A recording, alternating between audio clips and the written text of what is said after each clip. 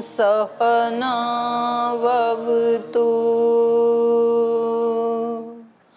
सहनौ भुनक्तु सह वीर्यं करवावहै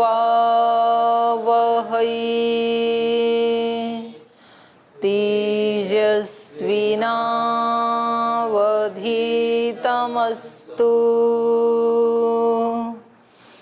मा विद्विषावहै।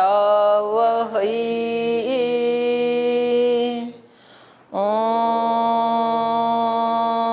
शान्ति शान्ति शान्तिः।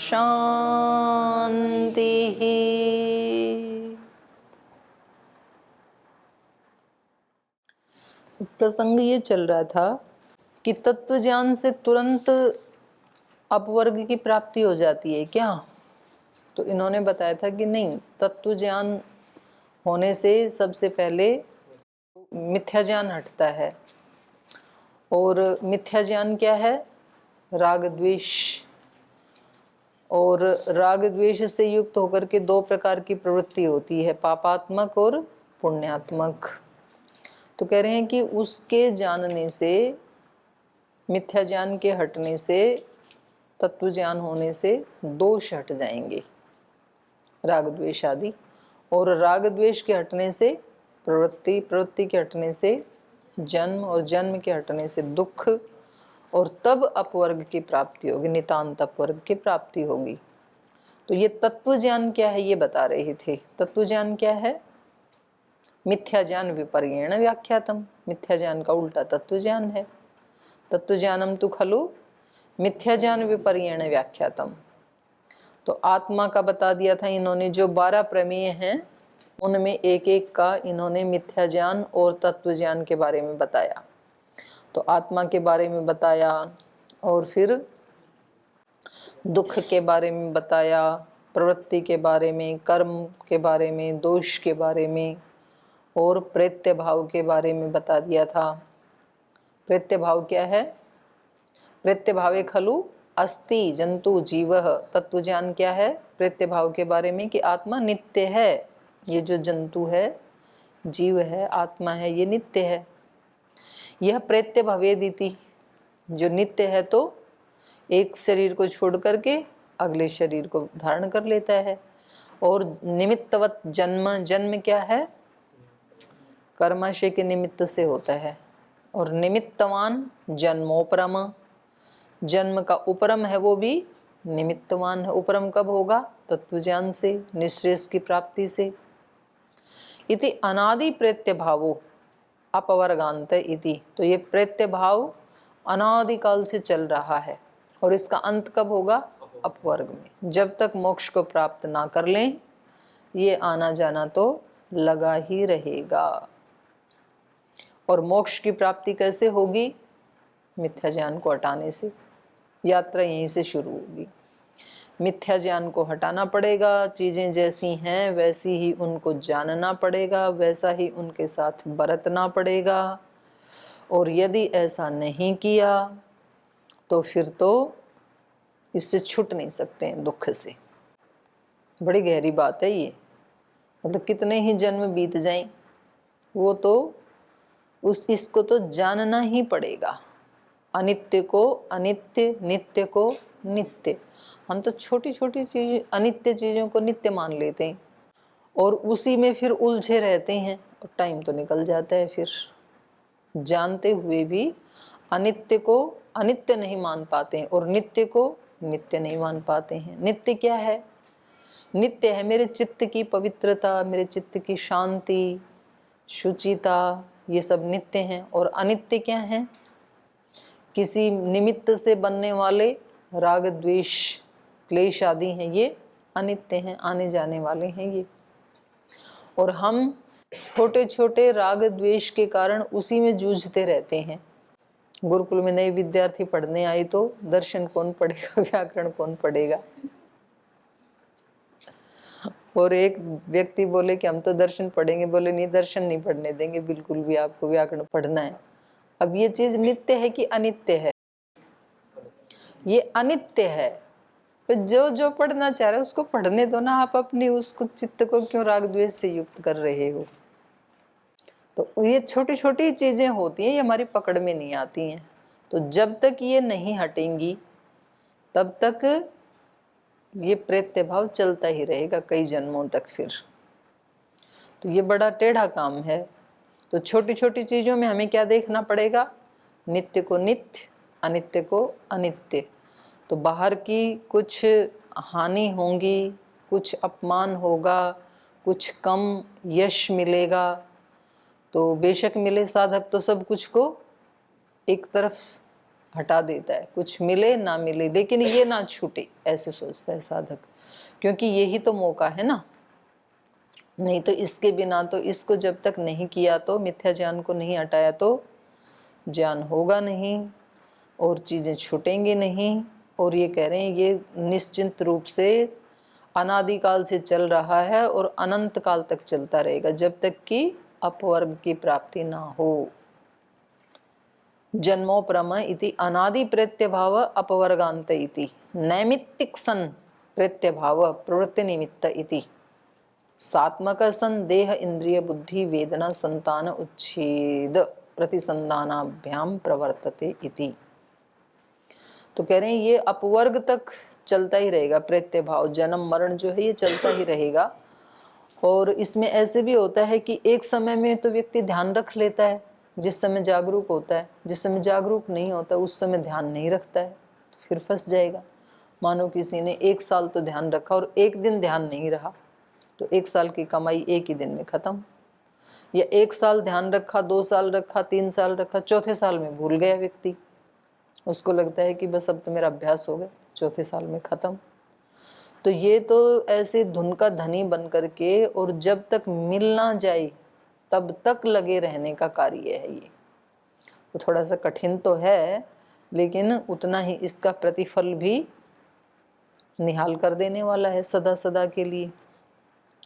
तो साधक गिर के पड़ के फिर लग जाते हैं, फिर गिरते हैं, फिर लग जाते हैं, फिर त्रुटि होती है, फिर लग जाते हैं। तो ऐसे चल रही है साधकों की यात्रा और उनमें से कुछ पार भी लग जाते हैं और बहुत पार लगे हैं आज तक। तो उनको देख करके ये चलने वाले का धैर्य साहस बना रहता है, गिर पड़ के फिर लग जाता है ये। तो कह रहे हैं नैमित्तिक सन प्रेत्य भाव, प्रेत्य भाव नैमित्तिक होता हुआ। क्या निमित्त है प्रेत्य भाव का? कर्माशय, सदोष कर्माशय, राग द्वेष से युक्त कर्माशय। नैमित्तिक सन प्रेत्य भाव प्रवृत्ति निमित्त इति सात्मक, इसका प्रवृत्ति निमित्त क्या है? तो क्या नैमित्तिक है ये, निमित्त क्या है इसका? तो कहा सात्मक सन देह इंद्रिय बुद्धि वेदना संतान उच्छेद। आत्मा सहित जो देह इंद्रिय और बुद्धि और वेदना सुख दुख आदि की अनुभूति, इनकी संतान, इनका लगातार क्रम, संतान मतलब प्रवाह, इनका लगातार क्रम बने रहना। संतान उच्छेद प्रतिसंधानाभ्याम, इस प्रवाह का उच्छेद, किसके द्वारा उच्छेद? प्रतिसंधानाभ्याम, संयोग के द्वारा प्रवर्तते इति। ये जो संयोग के द्वारा हमारा देह इंद्रिय बुद्धि वेदना आदि का ये जो प्रवाह चल रहा है, इसका उच्छेद हुआ नहीं अभी, अनुच्छेद है इसका। संतान, इस प्रवाह का उच्छेद करना पड़ेगा तब तो हमें मोक्ष की प्राप्ति होगी, ये निमित्त है इसका। और अभी हमने इसका उच्छेद किया नहीं, इसलिए यही प्रेत्य भाव का निमित्त भी बना हुआ है। तो ये प्रेत्य भाव भी नैमित्तिक है और अपवर्ग भी नैमित्तिक है, निमित्त से ही होगा। तो नैमित्तिक सन प्रेत्य भाव प्रवृत्ति निमित्त इति, इसका प्रवृत्ति निमित्त क्या है? सात्मक सन देह इंद्रिय बुद्धि वेदना संतानोच्छेद प्रतिसंधानाभ्याम प्रवर्तते। ये संयोग के साथ बना हुआ है इन सब का, आत्मा के साथ, और आत्मा के साथ ये प्रवाह बना हुआ होने के कारण ये प्रेत्य भाव नैमित्तिक है। इनको हटा दें तो प्रेत्य भाव भी हट जाएगा। अब अपवर्ग के बारे में बता रहे हैं। अपवर्ग कैसा है? अपवर्ग के विषय में शांत खलु अयम। अपवर्ग कैसा है? पूर्ण शांति देने वाला है, शाश्वत शांति देने वाला है। सर्व विप्रयोग, इसमें सब कुछ का विप्रयोग होने वाला है, सब छूट जाने वाला है। सर्वोपरम अपवर्ग, सब कुछ का जिसमें उपरम हो जाता है उसका नाम ही अपवर्ग है, कैवल्य अवस्था। बहुच कृच्छ्रम घोरम पापकम लुप्यते इति। इस अपवर्ग में जो बहुत कृच्छ, कृच्छ मतलब कष्टदायक, जहां बहुत कष्ट हैं, घोरम भयानक, और पापकम बहुत पाप जो हैं हमारे, वो लुप्यते, वो लुप्त हो जाते हैं। दुख कष्ट बहुत संघर्ष ये सब जहाँ लुप्त हो जाते हैं, पाप दोष आदि, उसका नाम है अपवर्ग। कथम बुद्धिमान सर्व दुखोच्छेदम सर्व दुख संवितम अपवर्गम न रोचयेति। तो कह रहे हैं कौन बुद्धिमान होगा जो सब दुखों के उच्छेद को न चाहेगा, न रोचयेत। कथम बुद्धिमान सर्व दुखोच्छेदम न रोचयेति। कथम बुद्धिमान सर्व दुख संविदम अपवर्गम। किस प्रकार से कोई बुद्धिमान सब दुखों का, सर्व दुख असंविदम, संविदम मतलब अनुभूति, असंविदम मतलब अनुभूति न होना, सब दुखों की अनुभूति जिसमें नहीं होती है, ऐसे अपवर्ग को कौन नहीं चाहेगा? सर्व दुख असंविदम अपवर्गम कथम बुद्धिमान न रोचयेति। बुद्धिमान व्यक्ति कैसे नहीं चाहेगा? तो जो भी बुद्धिमान होगा वो तो इसको जरूर चाहेगा।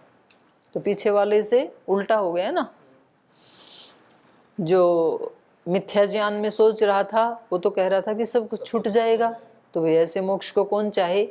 और बुद्धिमान कह रहा है कि जहाँ सब दुखों का नाश हो जाएगा, सारे पाप दोष सब सदा सदा के लिए लुप्त हो जाएंगे, और जिसमें शांति का प्रवाह बना रहेगा, ऐसे अपवर्ग को कौन बुद्धिमान नहीं चाहेगा? अर्थात सब चाहेंगे।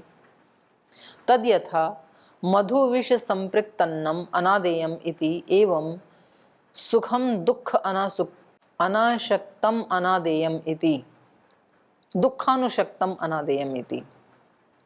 कह रहे हैं जैसे मधु विष संपृक्तम अन्नम, जैसे किसी अन्न में मधु भी मिला हुआ है और विष भी मिला हुआ है, तो आप मधु के कारण उसको खा लोगे या विष के कारण नहीं खाओगे?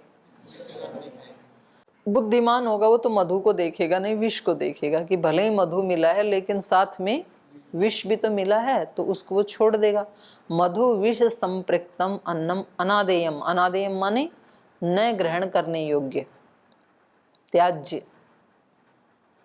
तो बुद्धिमान व्यक्ति जैसे मधु और विष से संपृक्त अन्न को ग्रहण नहीं करता है, उसको पता है कि मधु नहीं साथ में जहर भी है। एवं इसी प्रकार से सुखम दुखानुशक्तम, सुख है संसार में लेकिन सुख कैसे हैं? दुखानुशक्तम, दुखों से अनुशक्त हैं। जो जो प्राप्ति होती हैं तो उसके गीत तो गाए जाते हैं, तो उसके साथ साथ दुख भी जुड़ा हुआ है। तो इसी प्रकार से सुखम दुखानुशक्तम अनादेयम, दुख मिला हुआ ये सुख भी कैसा है? अनादेयम, ग्रहण करने योग्य नहीं है, ये भी त्याज्य है। तो बुद्धिमान व्यक्ति जो है वो संसार के सुखों को त्याज्य समझ करके, त्याज्य क्यों समझता है संसार के सुखों को? क्योंकि दुख मिला हुआ है।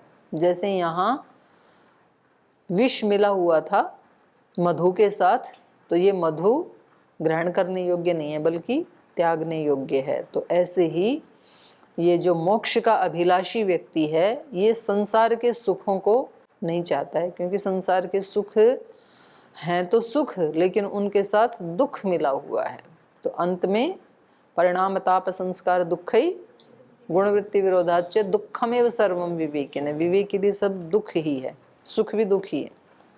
तो ये यहाँ तक पूरा हो गया इस बात का उत्तर कि तत्व ज्ञान होने से तुरंत अपवर्ग की प्राप्ति नहीं होगी, बल्कि क्या होगा? तत्व ज्ञान होने से मिथ्या ज्ञान हटेगा, मिथ्या ज्ञान हटने से दोष हटेंगे, दोष हटने से प्रवृत्ति, प्रवृत्ति हटने से जन्म, और जन्म के हटने से ही दुख हटेगा और वही अपवर्ग है। इति द्वाभ्याम सूत्राभ्याम विषय प्रयोजन संबंध प्रकरणम। इन दो सूत्रों के माध्यम से विषयों के साथ जो संबंध है हमारा, उसका क्या प्रयोजन है वो बताया गया। अब आगे बता रहे हैं, त्रिविधा च अस्य शास्त्रस्य प्रवृत्ति ही। इस शास्त्र की प्रवृत्ति 3 प्रकार की है। इसकी शैली, इसकी प्रवृत्ति कैसी है? उद्देश्य लक्षणम परीक्षा चैति, जो आपसे पूछा गया था ना, वो यहाँ भाष्यकार ने बता दिया। पहले उद्देश्य करते हैं, फिर लक्षण बताते हैं, फिर उसकी परीक्षा होती है।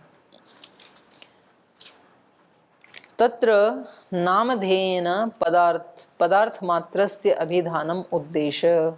उद्देश्य क्या है? इसको बोल्ड कर लो, ये पूछा जा सकता है आपसे। उद्देश्य किसे कहते हैं? तो उद्देश्य क्या है?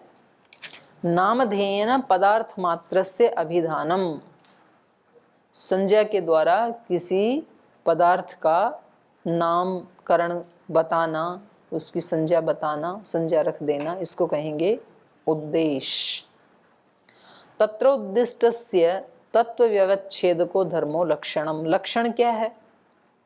तत्र उद्दिष्टस्य, वो जो हमने उद्देश्य किया था, उस उद्देश्य किए हुए का तत्व व्यवच्छेदको धर्म, एक व्यय छुटा हुआ है, व्यवच्छेदक ऐसे होगा ये, तत्व व्यवच्छेदको धर्म लक्षणम। अन्यों से जो उसका व्यवच्छेदन करता है, अन्यों से जो पृथकता जो बताता है, उस धर्म को लक्षण कहते हैं। जैसे गो का लक्षण क्या हो गया? गो गमनात्। तो ये जो लक्षण है, ये इसको भैंस से, घोड़े से, धरती से, फूल से, चांद सूरज सबसे अलग कर दे रहा है। तो ऐसा होता है। लक्षण क्या होता है? उद्दिष्टस्य तत्व व्यवच्छेदको धर्म लक्षणम, ये लक्षण होता है। और परीक्षा क्या होती है? लक्षितस्य यथा लक्षणम उपपद्यते न वा इति प्रमाणै अवधारणम परीक्षा। तो ये तीनों पंक्तियां याद करने वाली हैं। लक्षितस्य, जिसका हमने लक्षण किया था, उस वस्तु का, यथा लक्षणम उपपद्यते न वा इति, तो जैसा लक्षण किया था वैसी ही वो वस्तु है या नहीं है, वैसी ही उत्पन्न होती है या नहीं उत्पन्न होती है, इसका प्रमाणई अवधारणम, प्रमाणों के द्वारा उसका अवधारण करना, उसकी अवधारण करना, निश्चय करना, इसको क्या कहते हैं? परीक्षा। भाई प्रमाणों से देख लो वो वैसी है या नहीं है, परीक्षा उसी को कहते हैं। तत्र उद्दिष्टस्य प्रविभक्तस्य लक्षणम उच्यते तथा प्रमाणानां प्रमेयस्य च। तत्र उद्दिष्टस्य, तो जिनका हमने उद्देश्य किया है उनका, प्रविभक्तस्य माने कहीं कहीं पहले तो उद्देश्य करते हैं फिर लक्षण बताते हैं। उद्दिष्टस्य लक्षणम उच्यते, प्रविभक्तस्य लक्षणम उच्यते, कहीं कहीं पहले विभाग कर देते हैं फिर उसका लक्षण बताते हैं। न्याय दर्शन में क्या होता है? उद्दिष्टस्य लक्षणम उच्यते, प्रविभक्तस्य लक्षणम उच्यते।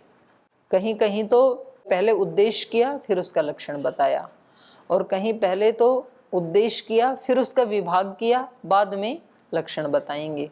तो दोनों ही तरह देखा जाता है।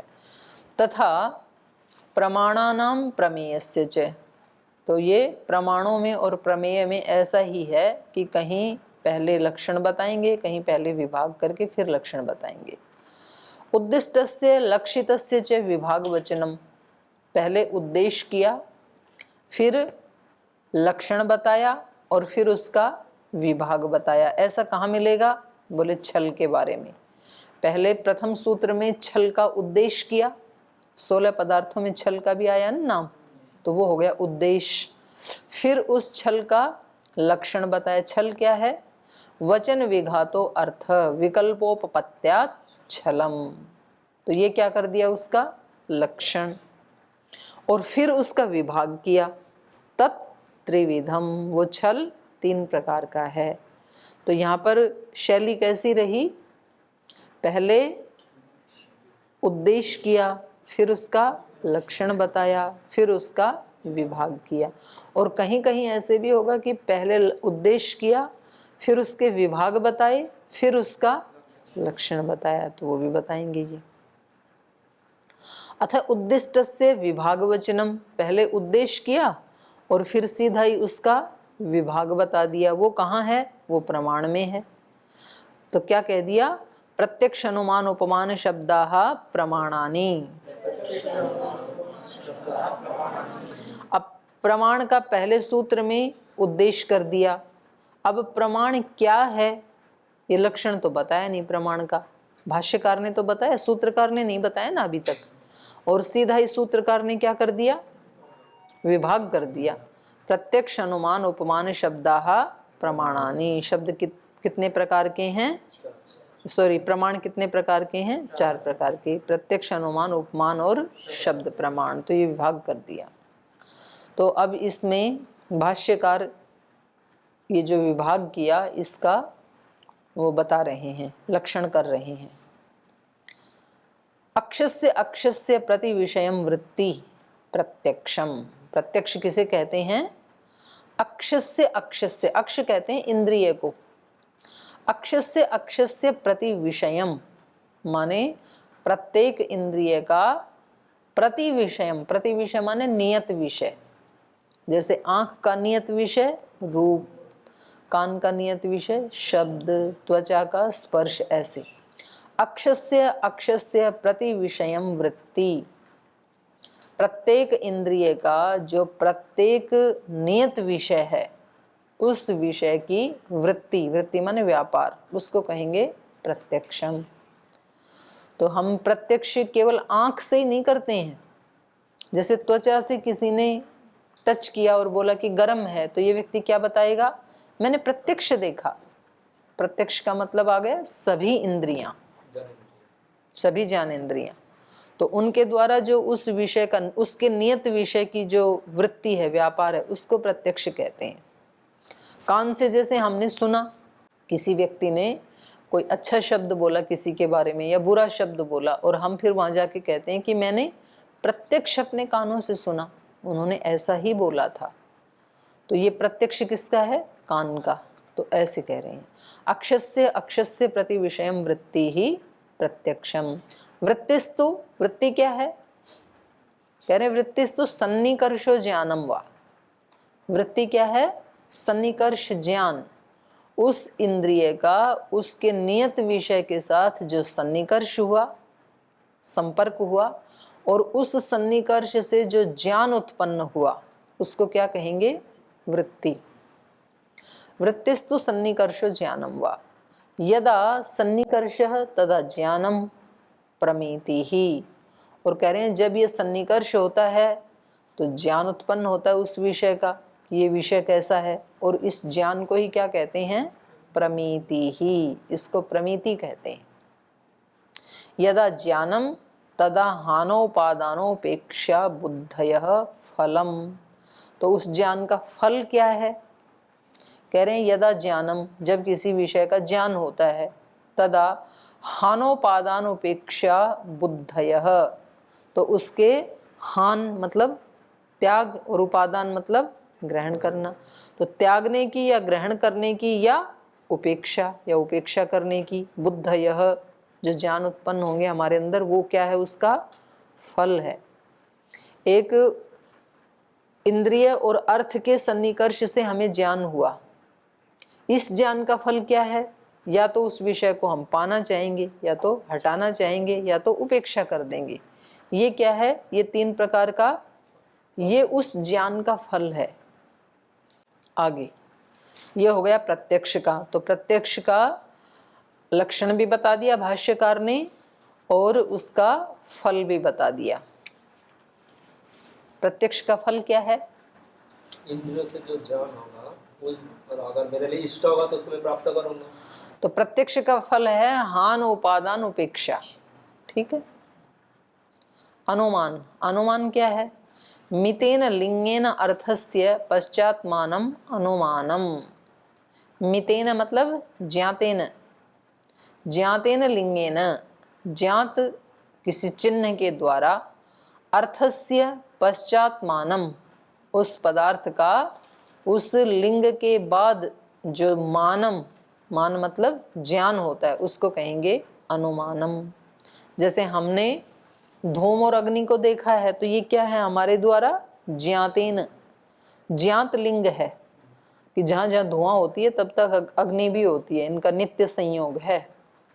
तो इस मितेन लिंगेन, इस ज्ञातेन लिंगेन, इस ज्ञात लिंग के द्वारा अब हम अर्थ का मान कर लेते हैं, अग्नि का मान कर लेते हैं, तो इसको क्या कहेंगे, अनुमानम। इसको अनुमान प्रमाण कहते हैं। उपमान किसे कहते हैं, सारूप्य ज्ञानम उपमानम। जो दो के बीच में सारूप्यता होती है ज्ञान की, उसको उपमान कहते हैं। यथा गौरेव अयम गवय, जैसे किसी ने कहा कि जैसी ये गौ होती है वैसा ही गवय होता है। यथा गौहु, जैसी ये गौ होती है, एवं गवय, एवं अयम गवय, वैसा ही ये गवय होता है। ठीक है। सारूप्यम तो सामान्य योग, सारूप्य किसको कहते हैं, सामान्य योग को। कुछ लक्षण ऐसे गौ में भी होते हैं, गवय में भी होते हैं, उसी को सारूप्यता कहते हैं। तो ये उपमान है उस सारूप्य ज्ञान से जब हम वर्णन करते हैं। तो शब्द क्या है, शब्दते अनेन अर्थ इति अभिधीयते ज्ञाप्यते। शब्द प्रमाण वो है शब्दते अनेन अर्थ, जिसके द्वारा अर्थ को कहा जाता है। शब्दते माने कहा जाता है, वो माध्यम, वो मीडिया जिसके द्वारा किसी पदार्थ के बारे में बताया जाता है। शब्दते अनेन अर्थ इति अभिधीयते ज्ञाप्यते, जाना जाता है या जनाया जाता है, उसको क्या कहेंगे, शब्द प्रमाण। उपलब्धि साधनानि प्रमाणानि समाख्या निर्वचन सामर्थ्यात् बोधव्यम। तो ये जो चारों प्रमाण हमने बताए हैं ये क्या हैं, उपलब्धि साधनानि प्रमाणानि। ये जो चार प्रमाण हमने बताए हैं ये क्या हैं, उपलब्धि के साधन हैं। उपलब्धि मतलब ज्ञान, उपलब्ध बुद्धिर उपलब्धिर ज्ञानम इति अनर्थांतरम।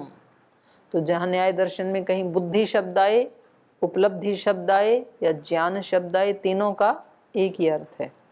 तो उपलब्धि साधनानि मतलब ज्ञान साधनानि, प्रमाणानि प्रमाण है। समाख्या निर्वचन सामर्थ्यात्, ऐसा क्यों, बोले जो हमने इनकी समाख्या की है, समाख्या मतलब ऊपर जो संज्ञाएं दी हैं, अनुमान उपमान, तो इस समाख्या के निर्वचन सामर्थ्य से ही अनवर्थ संज्ञाएं हैं ये। तो प्रत्यक्ष, अनुमान, उपमान और शब्द, ये जो समाख्या दी हैं, इन संज्ञाओं की सामर्थ्य से ही, इन संज्ञाओं के निर्वचन सामर्थ्य से ही ये जान लेना चाहिए कि ये प्रमाण ज्ञान की उपलब्धि के साधन हैं। सॉरी, ज्ञान के साधन है, ज्ञान और उपलब्धि की बात है। प्रमीयते अनेन इति करणार्थाभिधानो ही प्रमाण शब्द। अब यहाँ भाष्यकार ने प्रमाण की डेफिनेशन दी है। प्रमीयते अनेन, जिसके द्वारा जाना जाता है। करणार्थाभिधान, करणार्थ मतलब साधन से अर्थ का, कर्ण माने साधन, अर्थ माने अर्थ। तो करणार्थाभिधान, कर्ण से साधन का अभिधान करना, ये क्या है, प्रमाण शब्द। तद विशेष समाख्याया अपि तथैव व्याख्यानम। तो कह रहे हैं वो जो प्रमाण है प्रत्यक्ष आदि, तद विशेष समाख्याया अपि, उनकी जो विशेष संज्ञाएं हैं, ये तो हमने केवल प्रमाण के बारे में बता दिया, और उस प्रमाण की जो विशेष संज्ञाएं हैं, प्रत्यक्ष, अनुमान, उपमान, शब्द, ये जो विशेष संज्ञाएं हैं, उनके बारे में भी तथैव व्याख्यानम, ऐसे ही जान लेना चाहिए।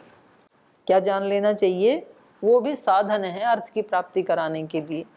तो जैसे प्रमाण अर्थ की प्राप्ति कराने के लिए साधन है, ऐसे ये प्रमाण की जो शाखाएं हैं, चार अन्य संज्ञाएं हैं, वो भी अर्थ की प्राप्ति कराने के साधन है, ऐसे जान लेना चाहिए। तो शेष कल पढ़ेंगे, आज ही विराम लेते हैं।